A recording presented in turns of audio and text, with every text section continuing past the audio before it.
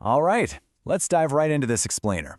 We're going to trace the fascinating action-reaction evolution of economic thought.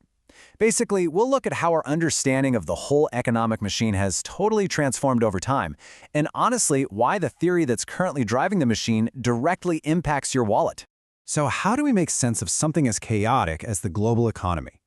Well, to truly understand it, we've got to follow the thread of the rational actor through 12 massive theories. Think of it like a journey of ideas.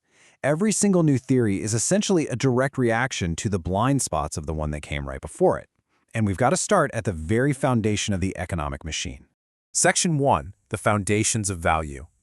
Okay, so the absolute bedrock of classical economics is the invisible hand. Adam Smith famously introduced this back in 1776. Classical economics argues that, when a baker bakes bread, they aren't doing it out of the goodness of their heart, they're pursuing their own self-interest. But here's the magic. That self-interest unintentionally serves the public good by feeding society. Classical thinkers believe the market is a brilliantly self-correcting machine.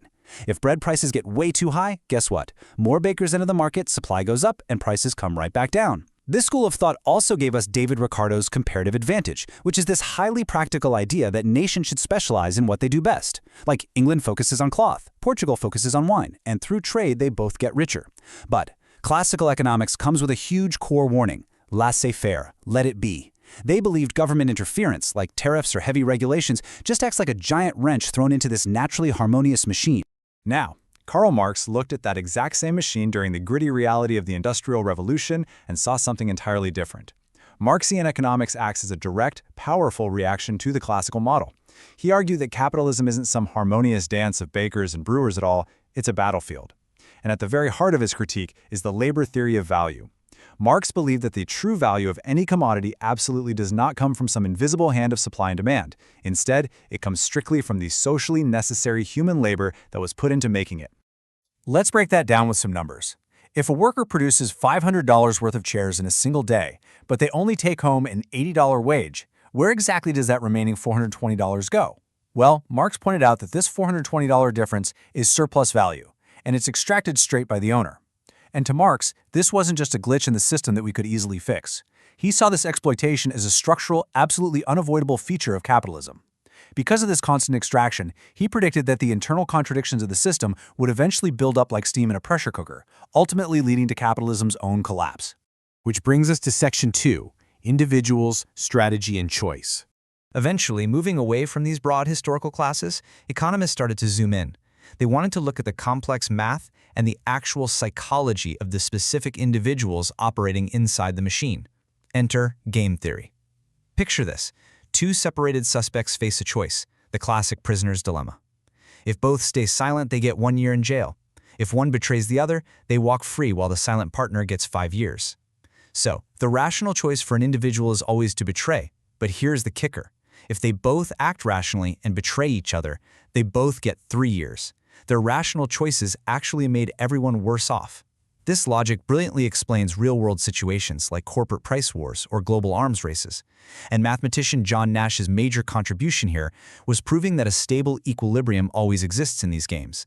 It's a concept so wildly powerful that today it's used to analyze everything from online auctions to evolutionary biology. Right around the late 19th century, neoclassical economics permanently shifted the focus from broad social classes to individual choices.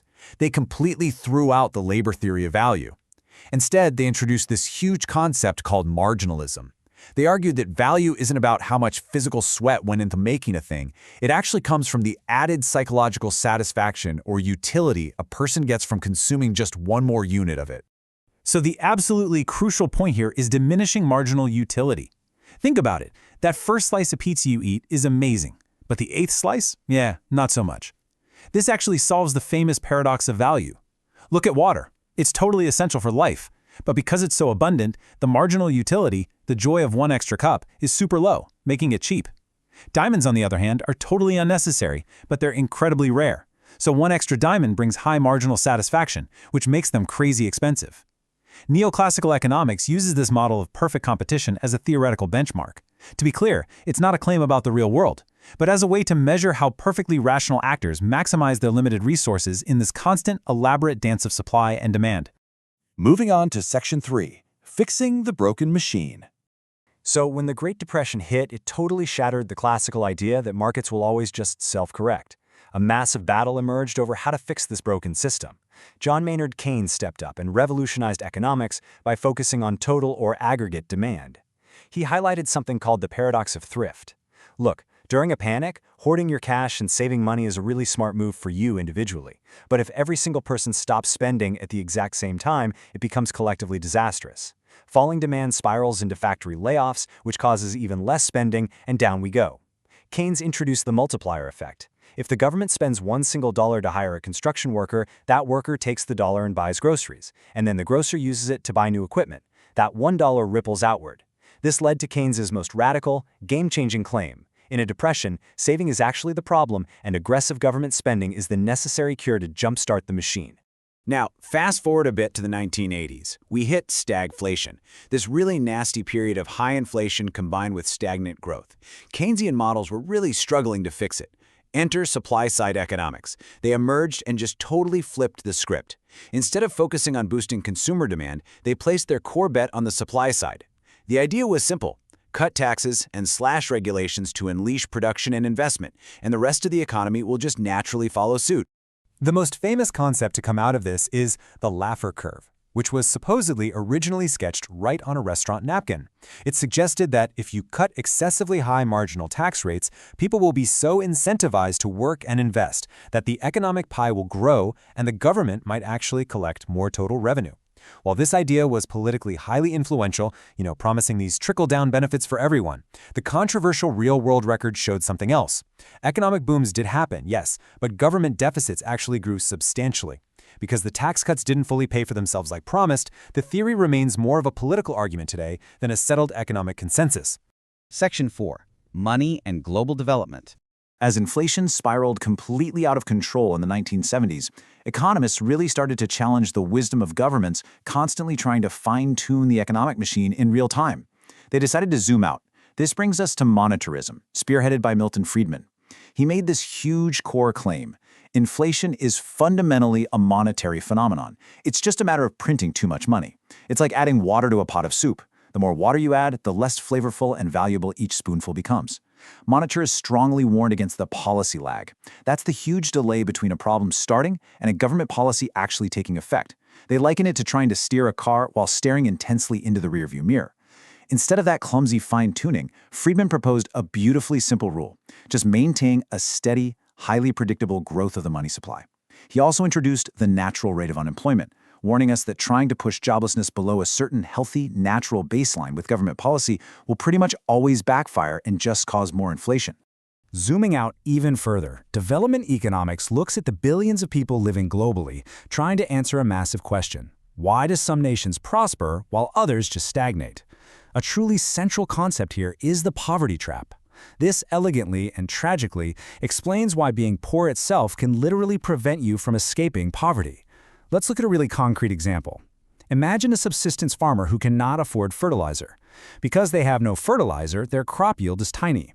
Because their yield is so small, they make barely enough money to survive, which ensures they absolutely cannot afford fertilizer for the next season either. It's a vicious cycle. But development economics also busted its very own biggest myth, the idea that poor countries just need cash or capital to succeed. Just look at the historical record. Argentina started out highly wealthy and fell way behind, while Singapore started out very poor and wildly prospered. This brilliantly illustrates that capital alone simply doesn't explain why nations diverge. The field's central, resounding answer for lasting prosperity is institutions. Establishing clear property rights, political stability, and a strong rule of law are far, far more crucial than just injecting cash into a broken system. All right, Section 5, Human Action and Biases. By this point in history, economists were eagerly tearing down the assumption that the economic machine is run by these perfectly rational, calculating robots. The Austrian school, led by thinkers like F.A. Hayek, firmly insisted that economics is really about human action, not just cold mathematical equations. They have a very specific theory for business cycles, blaming boom and busts directly on central banks. They argue that when a central bank pushes interest rates artificially low, it gives the entire economy a fake sugar rush. Businesses totally misread this cheap credit as real societal savings, and they overinvest in these massive, ambitious projects. But eventually, the sugar rush wears off, reality hits, and a crash is inevitable. Hayek also heavily critiqued central planning. He pointed out that no single government planner could ever possibly gather enough information to coordinate an entire complex economy. Instead, free markets have to rely on the spontaneous order of prices, which act like a giant communication network signaling exactly what millions of people want and need. And taking the human element even further, behavioral economics completely shatters the traditional neoclassical models, definitively proving humans are absolutely not perfectly rational. We are heavily driven by weird biases. Take loss aversion, for example. Psychologically, losing $100 stings us way more than finding $100 brings us joy. Or consider bounded rationality. We almost never perfectly optimize our choices. Most of the time, we just pick what's good enough to save our limited brain power. We also suffer from crazy overconfidence and a lack of self-control. I mean, just look at everyone buying those ambitious January gym memberships that they literally never use. Because of these inherent human flaws, the concept of policy nudges becomes crucial. By simply redesigning how choices are presented to us, policymakers can gently guide our flawed, mental shortcut-driven brains toward much better decisions without outright forcing us to do anything. Section 6. Institutions and Political Realities. Finally, we have to apply these deeply imperfect human realities to the very institutions and political structures that govern our daily lives. New institutional economics demonstrates that economic development isn't just about accumulating capital. It's heavily about overcoming massive transaction costs. Think about trying to produce a blockbuster movie. If you didn't have a central film corporation, you'd have to personally sit down and negotiate a distinct, complex legal contract with every single individual camera operator, actor, and caterer. The paperwork alone would absolutely kill the project. Institutions literally exist to reduce these costs. This field also highlights something called path dependence. This is the idea that early historical structures basically lock in future development. It perfectly explains why a place like Silicon Valley maintains its total dominance in the tech world, purely because of the historic evolution of its early business culture and legal frameworks. And that leads us right to public choice theory, which boldly and completely challenges our romantic notions of democracy. Instead of viewing politicians as these purely selfless public servants working for the greater good, this theory analyzes the government exactly like a marketplace. It makes a pretty cynical but eye-opening assumption. Just as business owners rationally seek profit, politicians rationally seek votes, and bureaucrats rationally seek larger budgets for their own departments. This dynamic perfectly explains why really bad policies manage to survive forever. Let's look at a simple sugar tariff. It might cost 1 million regular consumers an extra $20 a year at the grocery store. Now, that cost is so incredibly dispersed, no single individual is going to take time off work to go march on the Capitol over $20. But that exact same policy hands a concentrated $20 million windfall to a tiny handful of sugar producers. You better believe they will hire an army of lobbyists to fight relentlessly to keep that tariff in place. This mechanism explains exactly how democratic watchdogs can so easily turn into industry guard dogs. So as we wrap up this explainer on the economic machine, the ultimate provocative question we're left with is this. If every single player, from the everyday consumer to the highest politician, is ultimately acting in their own rational self-interest, what totally new constitutional rules do we need to design to ensure that self-interest actually serves the common good?